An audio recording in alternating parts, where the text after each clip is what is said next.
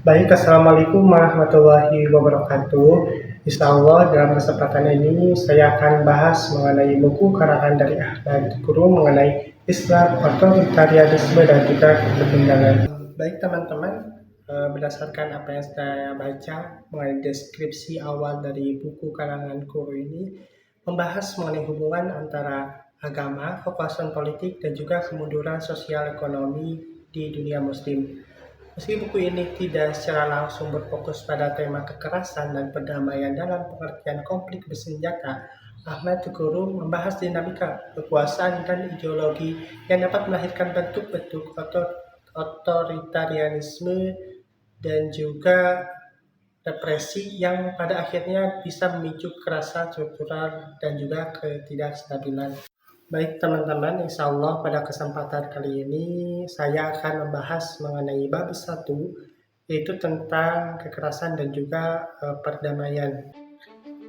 Ahmad Guru berargumen bahwa kekerasan dalam dunia Islam saat ini bukan disebabkan oleh ajaran Islam itu sendiri, melainkan oleh faktor politik dan institusional.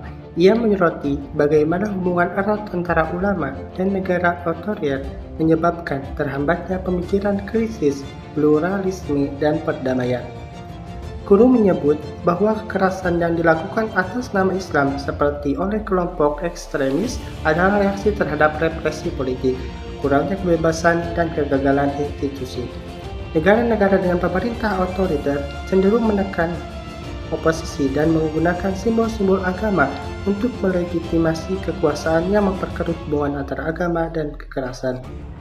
Dari 1994 hingga 2008, kelompok-kelompok Islamis melakukan 3/5 dari 204 pengeboman teroris yang memakan banyak korban di seluruh dunia.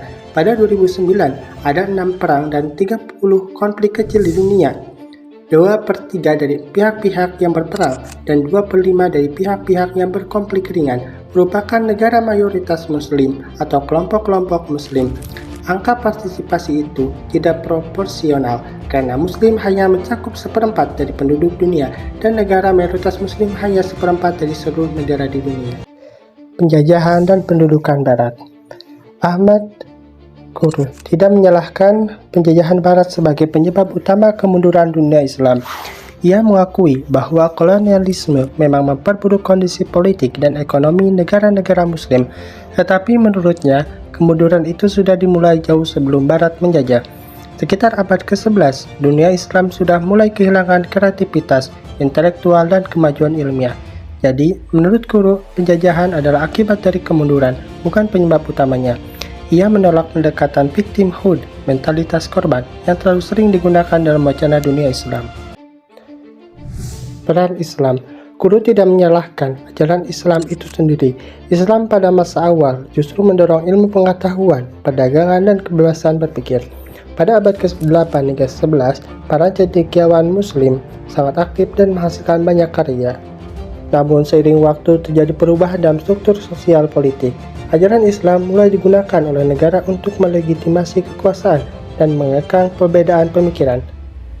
Menurut Guru, masalahnya bukan pada Islam sebagai agama, tetapi pada bagaimana Islam dimanfaatkan dalam politik kekuasaan.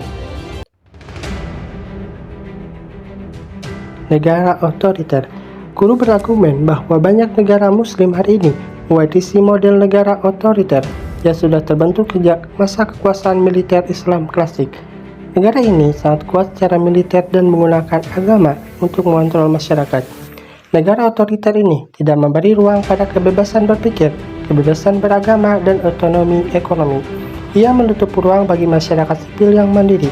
Menurut Guru, untuk keluar dari ketertinggalan, negara-negara Muslim harus membangun sistem politik yang sekuler secara institusional, yaitu memisahkan lembaga agama dari lembaga negara agar masing-masing bisa tumbuh secara sehat.